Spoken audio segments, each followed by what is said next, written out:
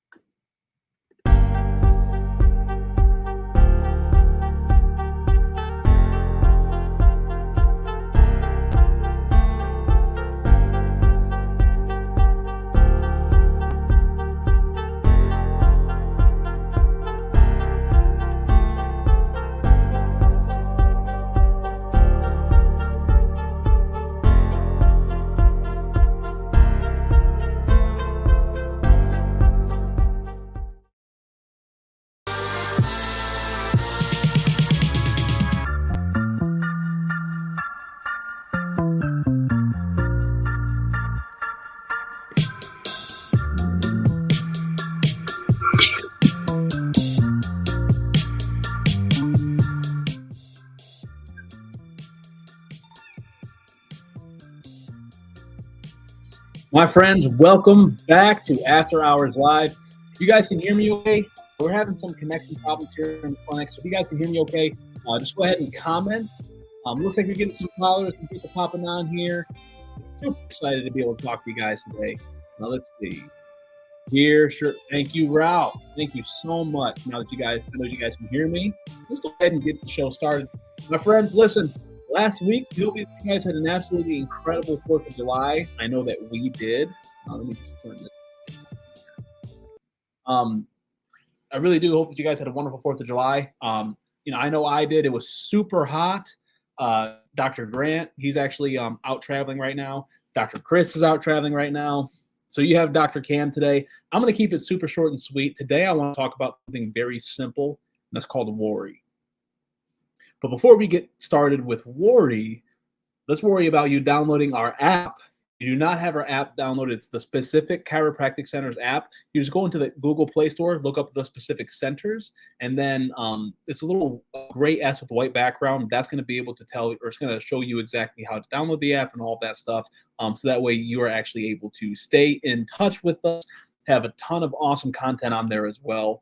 And of course, if you are listening on YouTube, if you are listening on YouTube, please subscribe to our channel. Hit the thumbs up button. It's really going to help us be able to continue to push this out there, get more people involved, not only in After Hours, but also with the bigger mission that we have at the Specific in making Arkansas the happiest, healthiest planet in existence. Go ahead and get started. So what's Dr. Cam worried, or not worried, that's what we're talking about. What's Dr. Cam talking about today?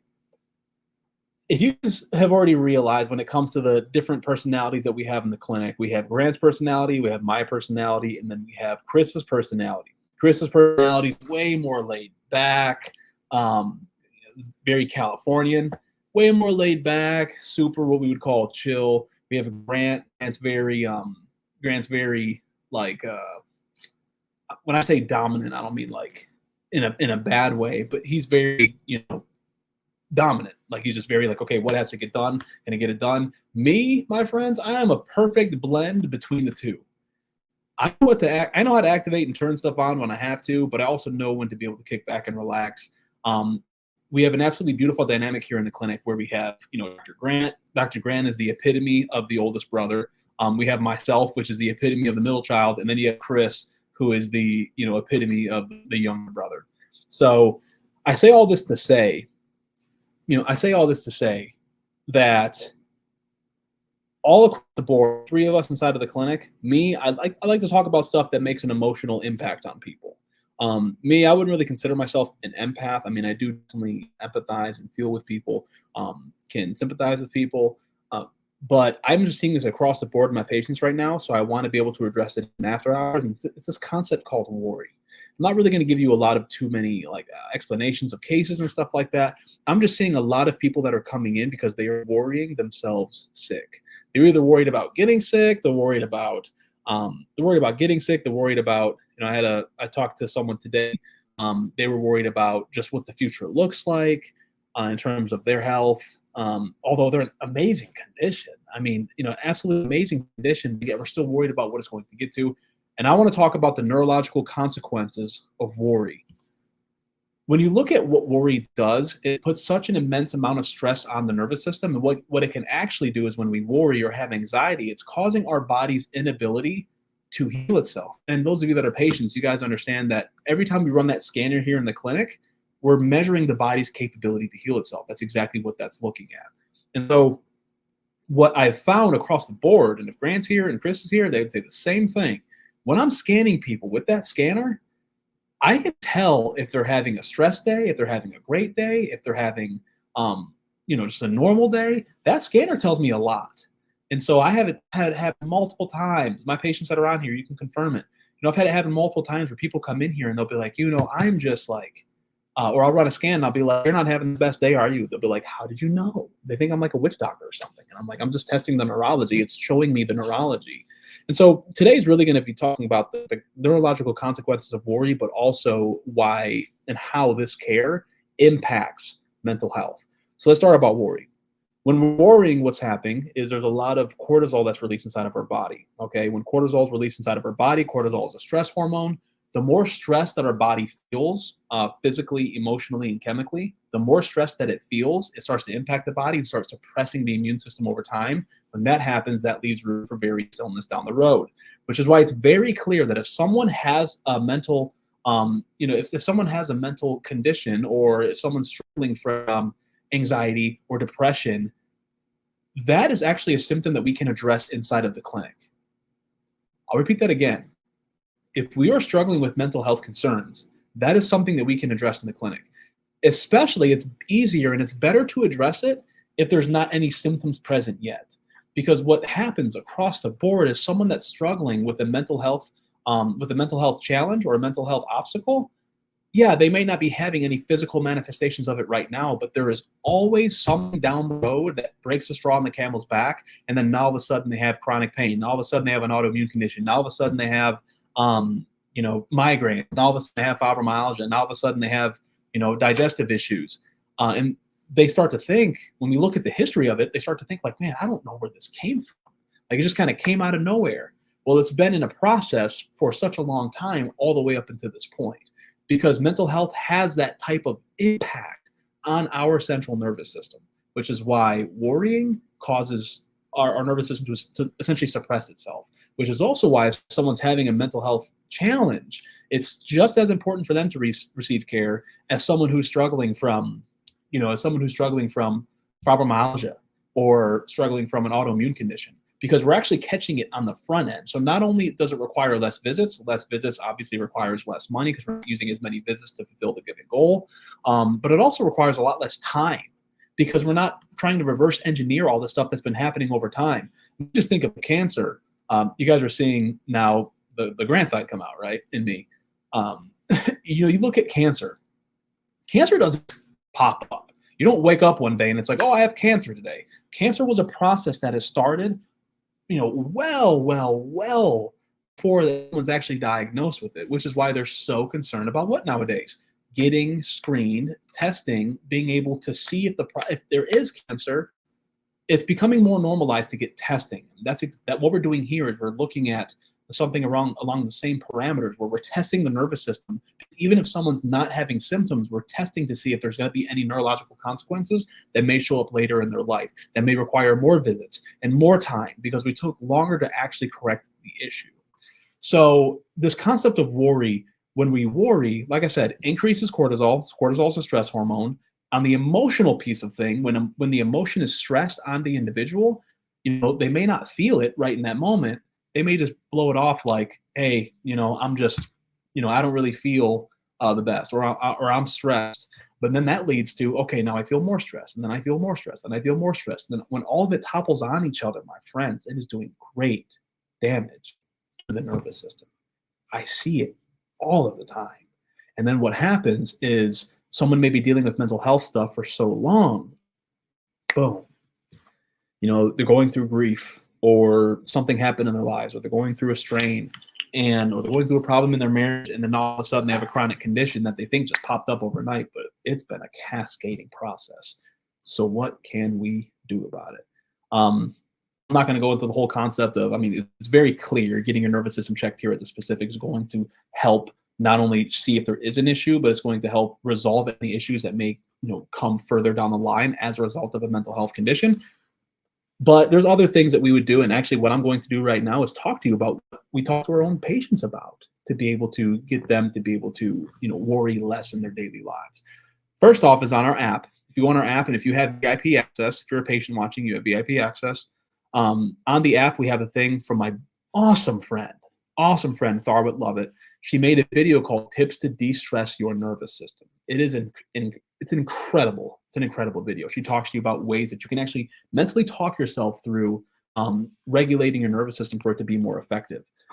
The second thing, it's called Wim Hof breathing. Okay, I actually just texted this to a patient, but it's called Wim Hof breathing. W-I-M. I'll actually text in the comments. Wim Hof breathing. Okay. Wim Hof breathing is incredible because what it does, it helps, again, it suppresses, or it doesn't suppress the nervous system, it enhances the nervous system by suppressing cortisol through our breath. And so the way that we breathe is obviously very important. Chest breathers are different than belly breathers. Wim Hof kind of found it on the whim. And honestly, when it first came out, people and even scientists were kind of like skeptical about it because, okay, it just seems like the guy just focuses on breathing. It's incredible. I mean, from someone who is skeptical myself, it's not like meditative breathing or anything. It's just learning to use and utilize our breath, learning to hold our breath, learning to control our mind during the breath. It has shown, I've even done it here in the clinic where I've had people and myself do Wim Hof breathing pre-post scan without even getting adjusted. And it changes their graph. Okay. Now it's just a matter of how long they're actually holding that neurological state. That's what having a clear functioning nervous system does. It allows you to be able to hold it longer. But Wim Hof breathing, it has just had absolutely incredible consequences in a positive way on the nervous system. And the last thing I'll leave you with is this. I have to move my camera because this is a very serious topic. Sleep is overrated. What I mean by that is we talk about sleep a lot on this podcast, but on this show, but what we don't talk about enough is that, believe it or not, you can actually look this up. You can oversleep. Okay. This is more so if you're a patient, make sure on your next visit to talk to me about this, because I can actually, I'll be able to tell you which one you fall on. But what we're finding is people have two different systems. They either have a hyperactive nervous system and a hypoactive nervous system. Now, you may think, oh, I definitely have a hyperactive nervous system, or, oh, I have a hypoactive nervous system. You wouldn't know until you look at your scan. But based on these two different types of subsets, if someone has a hyperactive nervous system or a hypoactive nervous system, we can do different things to be able to help enhance the nervous system. So, for example, someone with a hypoactive nervous system, if they're hypoactive, meaning a low functioning nervous system, then rest is actually very beneficial. A lot of people with a hyperactive nervous system, so a very active nervous system, think that rest is going to help them, when the reality is, in a hyperactive state, rest is actually going to inhibit your ability. I have a very hyperactive nervous system. Matter of fact, all of us in the clinic have a very hyperactive nervous system. It's very characteristic, believe it or not, in clinicians across the board. So hyperactive nervous systems, for me, I used to think for the longest time, oh, I just need to take an hour and go lay down. And then I'd wake up and I'd be like, I'm in the same situation that I was in when I went to go lay down an hour ago, and I still feel exhausted, even though I just laid down, or I'm going to spend an hour.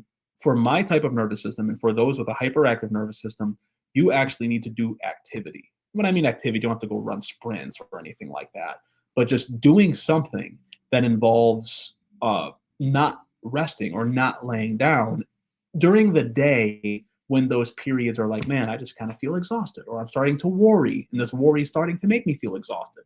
So that could be going outside. It could be going for a walk.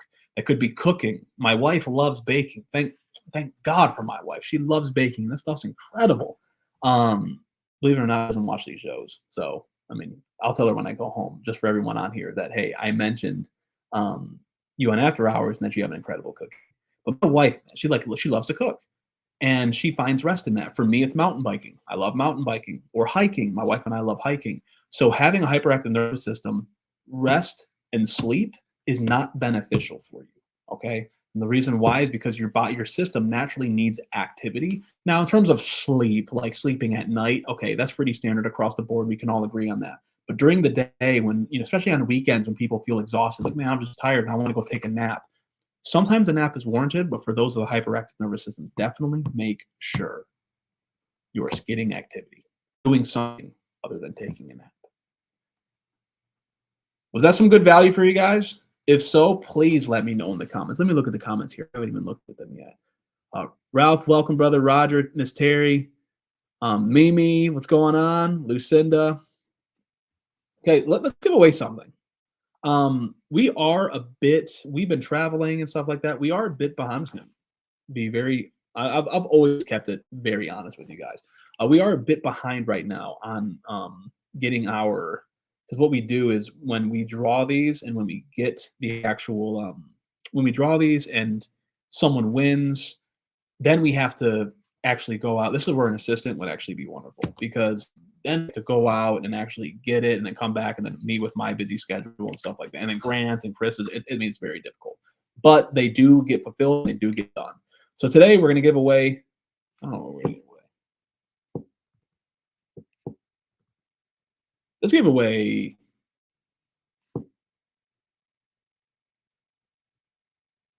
Let's give away, $100 cash.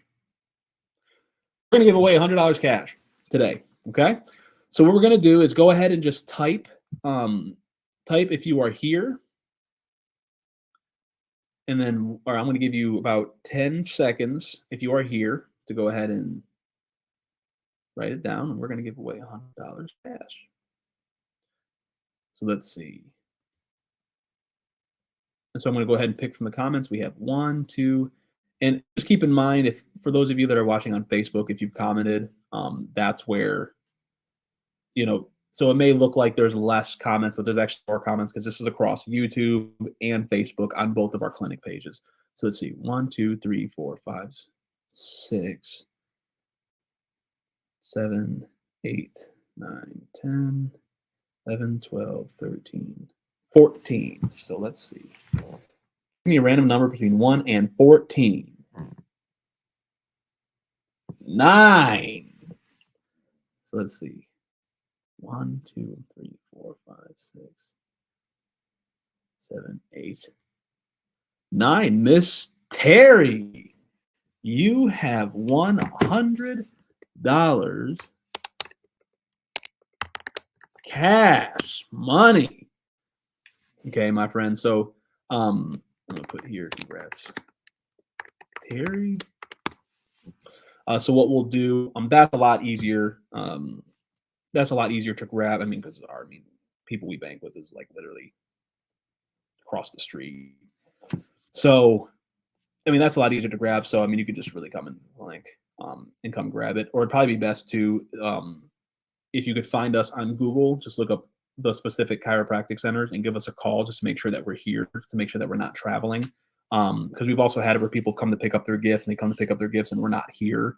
Our Google hours, yes, they say 7 to 7 Monday through Friday, but that doesn't necessarily that we're here 7 to 7 Monday through Friday. That just means our available appointment times. Okay. So just make sure that you call the clinic and then see if we're here. If we don't answer, then we're out. You can also text that clinic number as well, 501-420-2815. So let's go ahead and just sign us off. I'm very, very grateful for every single one of you for showing on here. I really do hope this was a lot of value today. We were going to talk about something else, forgot what it was, but after seeing what I've seen today, just in managing mental health patients, I manage a lot of them. In managing them, I actually just had to come on here and be able to talk about worry. Don't worry yourself sick. So God bless you guys. I'm very proud of each and every one of you. And we will see you. We will actually be gone next week, now that I think about it. I just talked to Grant about that because he's traveling.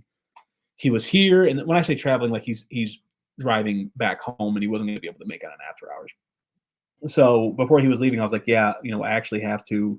We're going to cancel after hours next week. We will be traveling. All three of us will be traveling to Nashville. So God bless you guys. Very proud of every single one of you. I'll see you not next week, in 2 weeks. God bless you, my friends.